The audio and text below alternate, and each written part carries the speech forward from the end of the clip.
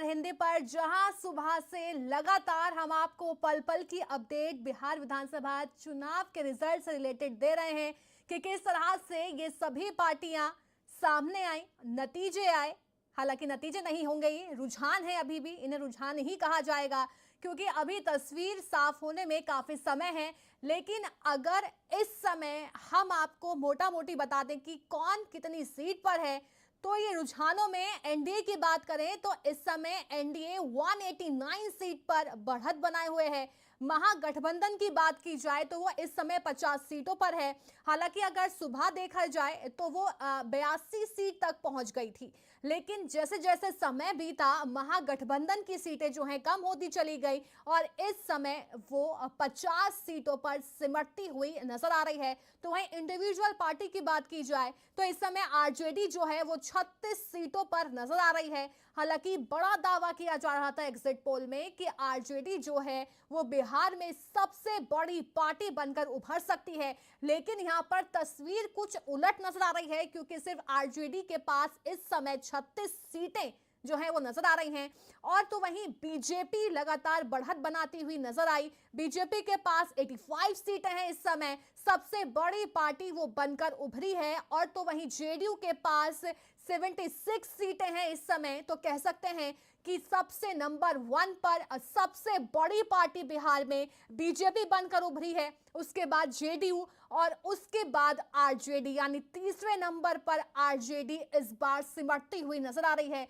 तो इस तस्वीर के बाद तमाम तरह के सवाल जो है इस समय खड़े हो रहे हैं और सबसे बड़ी बात यह है, ताजा रुझानों में तेजस्वी खुद अपनी सीट पर पीछे चल रहे हैं।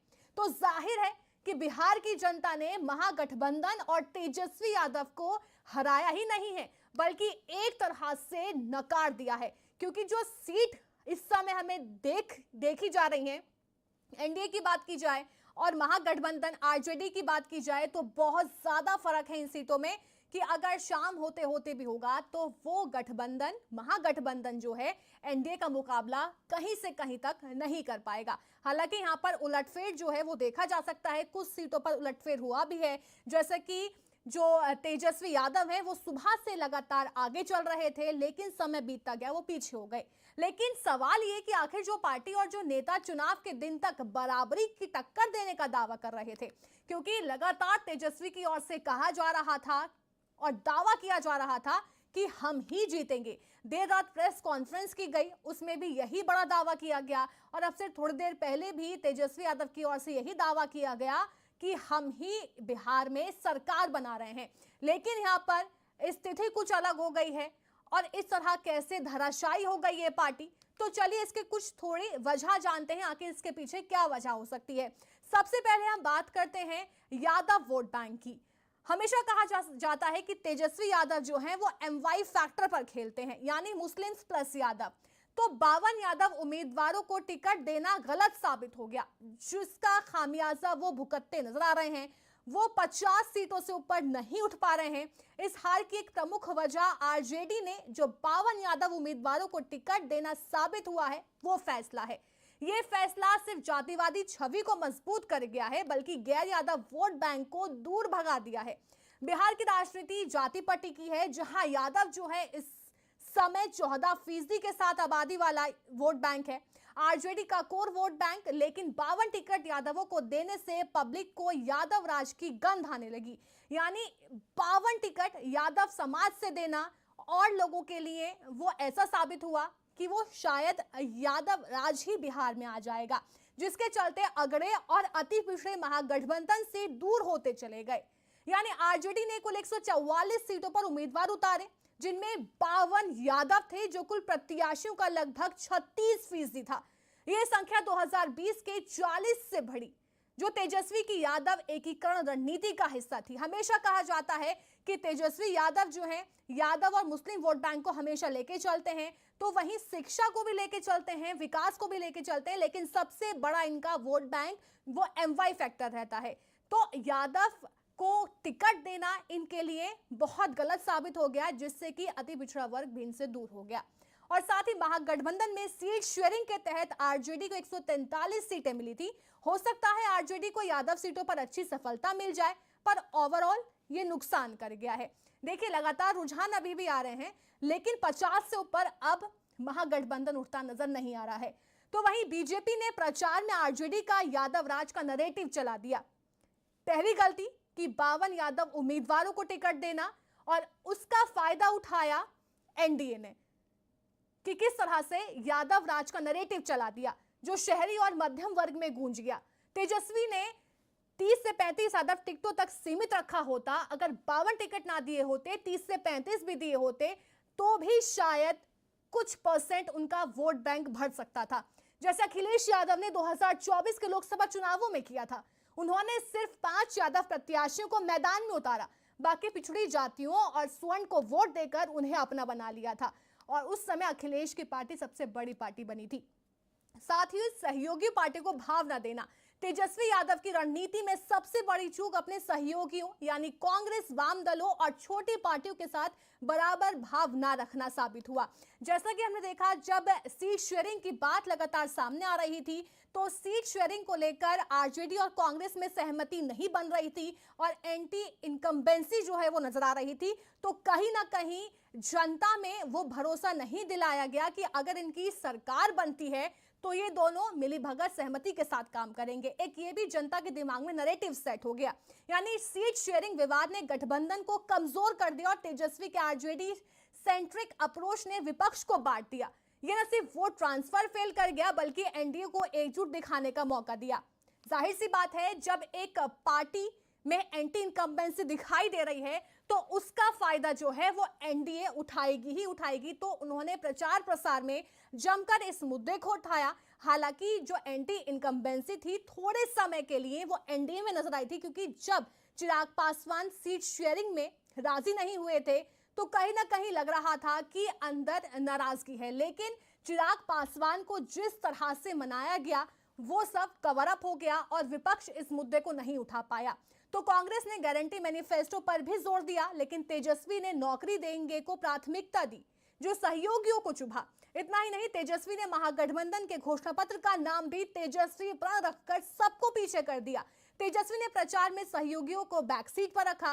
रैलियों में राहुल गांधी की तस्वीरें कम दिखाई दी, तेजस्वी की ज्यादा दिखी। और ये सच है, जब भी किसी राज्य में चुनाव होते हैं, वहां पर जब महागठबंधन की बात होती है तो वहां पर राहुल गांधी, प्रियंका गांधी, सबके चेहरे नजर आते हैं, सब चुनाव प्रसार करते दिखाई देते हैं। लेकिन इस बार बिहार में राहुल गांधी का चेहरा बेहद ही कम नजर आया।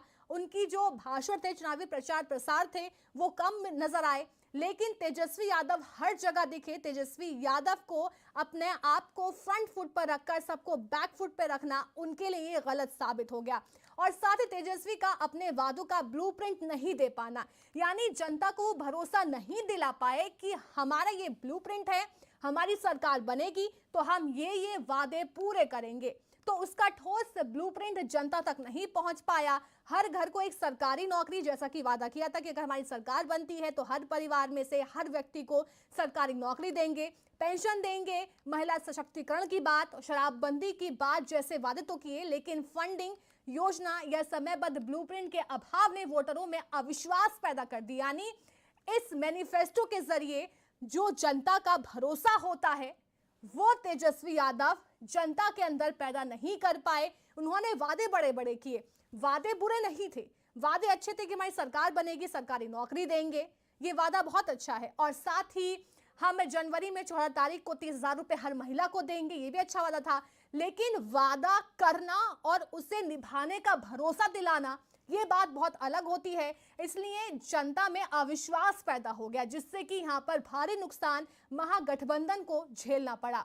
और हर घर सरकारी नौकरी की तो हम लगातार बात कर रहे हैं। हर रोज वो कहते रहे कि बस अगले 2 दिन में ब्लूप्रिंट आ जाएगा, पर चुनाव बीत जाने के बाद भी वो दिन नहीं आया, ब्लूप्रिंट सामने नहीं आया, जिसका खामियाजा अब महागठबंधन को भुगतना पड़ रहा है।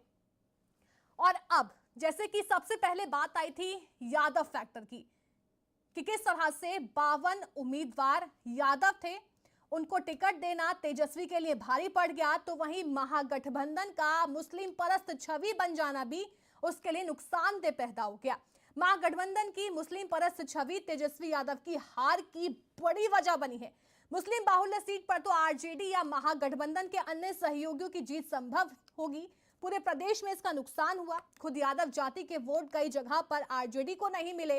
सत्ता मिलने पर बिहार में वक्फ बिल नहीं लागू करने का वादा जिस तरह से तेजस्वी ने किया, वो बहुत से यादव बंधुओं को भी पसंद नहीं आया, क्योंकि यहां पर तेजस्वी यादव ने बड़ा वादा किया था कि अगर हमारी सरकार आएगी, यानी मुस्लिम वोट बैंक को लुभाने के लिए ये वादा तेजस्वी यादव की ओर से किया गया था कि अगर हमारी सरकार आती है तो हम वक्फ कानून खत्म कर देंगे बिहार में।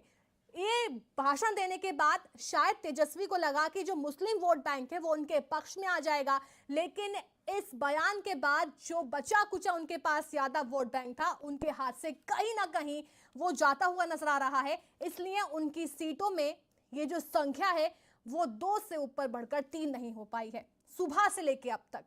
तो बीजेपी ने लालू यादव के संसद में वक्फ बिल के अत्याचार के खिलाफ दिए भाषण को खूब वायरल करा है, जिसका फायदा उसे मिला। अपने पिता लालू प्रसाद को लेकर कंफ्यूज रहे तेजस्वी ने लालू की विरासत को अपनाया, लेकिन पोस्टर्स में उनकी तस्वीर को छोटी कर नई पीढ़ी को क्या दिखाने की कोशिश की, समझ नहीं आया। ये दोहरी नीति उल्टी पड़ गई। पीएम नरेंद्र मोदी ने गोपालगंज रैली में कहा, तेजस्वी लालू के पाप छिपा रहे हैं। तेजस्वी ने लालू के सामाजिक न्याय एजेंडे को अपनाया, लेकिन जंगल राज छवि से डरकर दूरी बनाई। लेकिन यहाँ पर एक बड़ा फैक्टर हम आपको एक और बता रहे हैं। एक कहते हैं कि परिवार में ही कलह हो जाना। बिहार विधानसभा चुनाव से पहले ही जिस तरह से दोनों भाइयों के बीच में दरार आई, उसके बाद तेज प्रताप यादव अलग हो गए। उन्होंने माफी मांगी, सब कुछ किया, लेकिन उनके परिवार ने नहीं अपनाया। तो कहीं ना कहीं जनता के दिमाग में ये भी जो कलेश था घर का, वो भी सामने उजागर हो गया। और फिर उसके बाद तेज प्रताप यादव ने अलग होकर अपनी पार्टी बनाई। तो कहीं ना कहीं दोनों भाइयों की बीच की कलह भी आज महागठबंधन कहे या फिर आरजेडी कहे, उसके लिए नुकसानदेह साबित हो रही है। तो यहाँ पर ये पूरी तस्वीर, ये पूरे कारण थे जिससे कि तेजस्वी यादव को नुकसान हुआ।